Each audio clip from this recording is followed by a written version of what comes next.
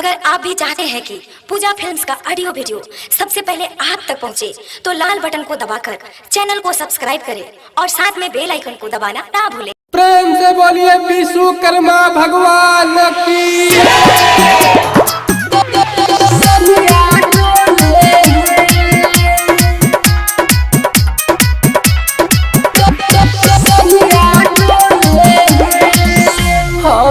बाबा विश्वकर्मा के महिमा महान हो बाटे, चारू ओर चर्चा इनकर जहान जहान हो बाटे। 17 सितंबर के सब कोई जाए जाए बोले हैं। कुछ नायका सुनावा और तल्ला है सुनो। विश्वकर्मा जी के जाई से सवरिया डोले, वैसे उनकर दरिया डोले। विश्वकर्मा जी के जाई से सवरिया डोले, वैसे उनकर दरिया डोले। उरी बाबा बोलतू हो रहा है, अरे भक्ति में आइए भक्ति में।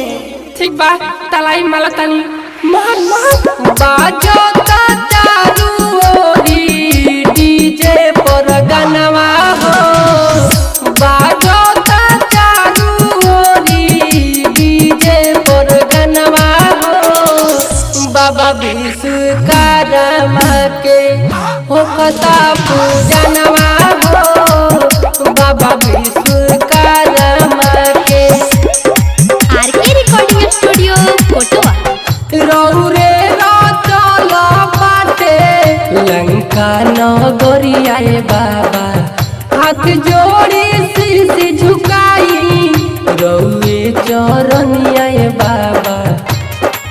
रौरे कृपा से बाबा रेल गड़िया चले।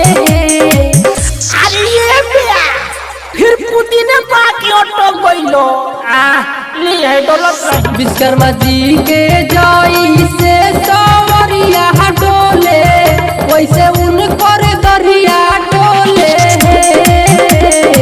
विश्वकर्मा जी के जाई से सवरिया डोले, वैसे उनकर दरिया डोले। उरी बाबा व्यास भक्ति में गाओ भक्ति, जो भक्ति गाया था। बाबा विश्वकर्मा के महिमा महान बा। बाबा विश्वकर्मा के महिमा महान बा। जानत रौरे के दुनिया जहान बा। जानत रौरे के आरके रिकॉर्डिंग स्टूडियो कोटवा। लभर बाबा राजा करे बाखान बाबा, गावे भेरी लाली रौए गुनगान बाबा। पंडित जी करेले आरती दिया साथ में डोले।